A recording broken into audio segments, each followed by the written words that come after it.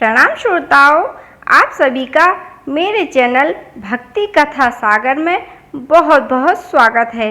भक्तों, अब दूसरे दिन की पूजा विधि जान लेते हैं। किस दिन क्या भोग लगाना है, किस दिन किस देवी स्वरूप की पूजा करनी है, 9 दिनों के मंत्र जाप क्या है आदि संपूर्ण जानकारी हम इस वीडियो में जानेंगे।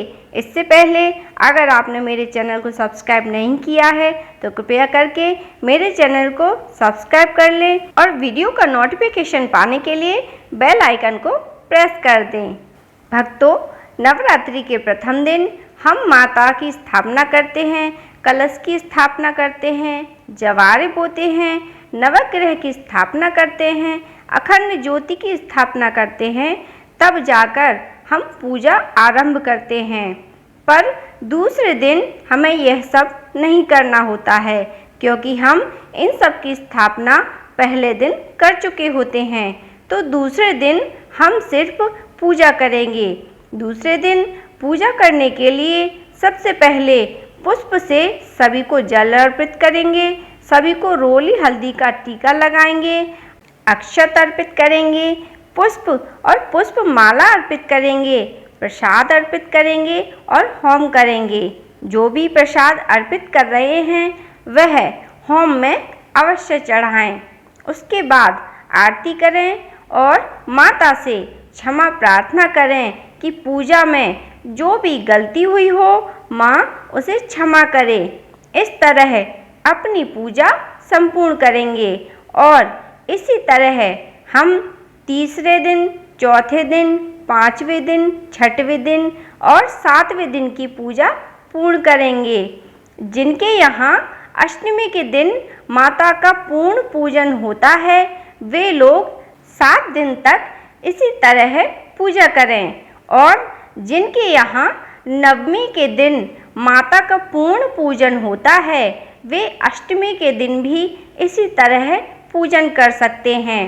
भक्तों, माता के पूर्ण पूजन की विधि अलग होती है तो उसका वीडियो हम अलग से बनाएंगे। अब जानते हैं किस दिन किस देवी स्वरूप की पूजा होती है, उन्हें क्या क्या भोग लगाया जाता है आदि संपूर्ण जानकारी। भक्तों, नवरात्रि के पहले दिन माता शैलपुत्री की पूजा की जाती है। माता को चंदन का टीका लगाया जाता है और सफ़ेद कनेर के पुष्प या गुड़हल के पुष्प अर्पित किए जाते हैं। यह पुष्प माता को बहुत प्रिय होते हैं। माता को शुद्ध देसी घी का भोग लगाया जाता है। यह माता का अति प्रिय भोग है। इससे माता प्रसन्न होती है और घी का भोग लगाने से हमारे जीवन से बीमारियां दूर होती हैं। माता शैलपुत्री चंद्रमा ग्रह को नियंत्रित करती हैं, इसलिए माता शैलपुत्री की पूजा करने से हमारे कुंडली में जो भी चंद्रमा का दोष होता है उस दोष का प्रभाव कम हो जाता है। माता शैलपुत्री को प्रसन्न करने के लिए ओम ऐं श्रीं क्लीं शैलपुत्रे नमः इस मंत्र का या देवी सर्वभूतेषु शक्ति रूपेण संस्थिता नमस्तस्यै नमस्तस्यै नमस्तस्यै नमो नमः इस मंत्र का जाप कर सकते हैं। नवरात्रि के दूसरे दिन मां ब्रह्मचारिणी का पूजन किया जाता है। माता को सेमंती के फूल अर्पित किए जाते हैं। माता को मीठा भोग लगाया जाता है, जिसमें बतासे का भोग लगाना बहुत ही शुभ माना जाता है। माता को बतासे का भोग लगाने से हमें दीर्घायु की प्राप्ति होती है।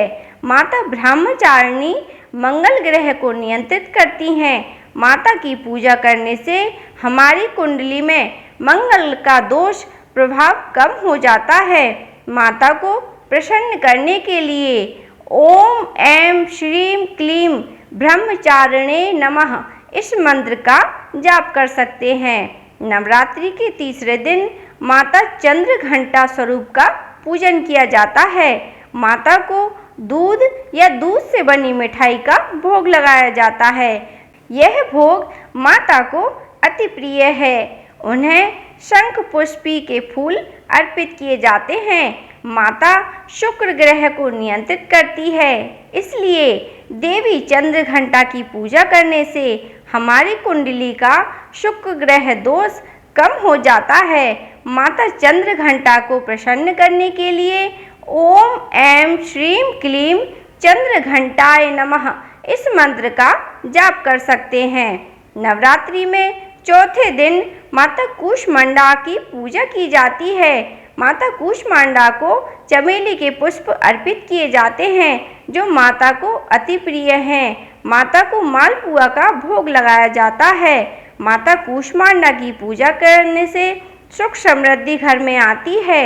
माता कूष्मांडा सूर्य ग्रहण को नियंत्रित करती हैं। माता की पूजा करने से हमारी कुंडली में सूर्य ग्रह के अशुभ प्रभाव कम होते हैं। माता कूष्मांडा को प्रसन्न करने के लिए ओम ऐं श्रीं क्लीं कूष्मांडाय नमः इस मंत्र का जाप कर सकते हैं। नवरात्रि के 5वें दिन स्कंद माता का पूजन किया जाता है। माता को केले का भोग लगाया जाता है। स्कंद माता को पीले रंग के पुष्प अर्पित किए जाते हैं। स्कंद माता की पूजा करने से हमें बल बुद्धि की प्राप्ति होती है। स्कंद माता बुध ग्रह को नियंत्रित करती हैं, इसलिए माता का पूजन करने से हमारे कुंडली में बुध ग्रह का अशुभ प्रभाव कम होता है। माता को प्रसन्न करने के लिए ओम ऐं श्रीं क्लीं स्कंद माताय नमः इस मंत्र का जाप कर सकते हैं। नवरात्रि के 6वें दिन माता कात्यायनी की पूजा होती है। माता को गेंदे के पुष्प अर्पित किए जाते हैं। कात्यायनी माता को शहद या पान का भोग अर्पित किया जाता है, जिससे हमें सौंदर्य की प्राप्ति होती है। माता कात्यायनी बृहस्पति ग्रह को नियंत्रित करती हैं, जिससे हमारे कुंडली में बृहस्पति ग्रह के अशुभ प्रभाव कम होते हैं। माता कात्यायनी को प्रसन्न करने के लिए ओम ऐं श्रीं क्लीं कात्यायने नमः इस मंत्र का जाप करना चाहिए। नवरात्रि के 7वें दिन माता कालरात्रि की पूजा होती है। माता कालरात्रि को कमल के पुष्प या नीले रंग के पुष्प अर्पित किए जाते हैं। माता कालरात्रि को गुड़ का भोग लगाया जाता है, जिससे हमारे जीवन के सभी कष्ट और दुख दूर हो जाते हैं। माता कालरात्रि शनि ग्रह को नियंत्रित करती हैं, जिससे हमारे कुंडली के शनि ग्रह का अशुभ प्रभाव कम होता है।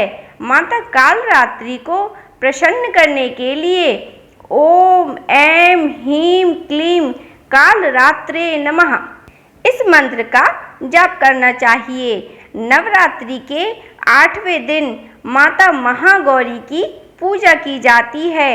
माता को नारियल का या गोले का भोग अर्पित किया जाता है, जो माता को अति प्रिय है। माता को मोगरा के पुष्प अर्पित किए जाते हैं। अष्टमी के दिन महागौरी की पूजा करने से मनोकामना पूर्ति होती है। माता महागौरी राहु ग्रह को नियंत्रित करती हैं, जिससे हमारी कुंडली में राहु दोष का प्रभाव कम हो जाता है। माता महागौरी को प्रसन्न करने के लिए ओम ऐं श्रीं क्लीं महागौर्यै नमः इस मंत्र का जाप कर सकते हैं। नवरात्रि के 9वें दिन माता सिद्धिदात्री का पूजन किया जाता है। माता को हलवा पूरी काले चने का भोग लगाया जाता है, जो माता को अति प्रिय है। माता को चंपा या गुड़हल के फूल अर्पित किए जाते हैं। माता सिद्धिदात्री केतु ग्रह को नियंत्रित करती हैं, जिससे हमारी कुंडली में केतु ग्रह के अशुभ प्रभाव कम हो जाते हैं। माता सिद्धिदात्री को प्रसन्न करने के लिए ओम ऐं श्रीं क्लीं सिद्धिदात्रे नमः इस मंत्र का जाप करना चाहिए।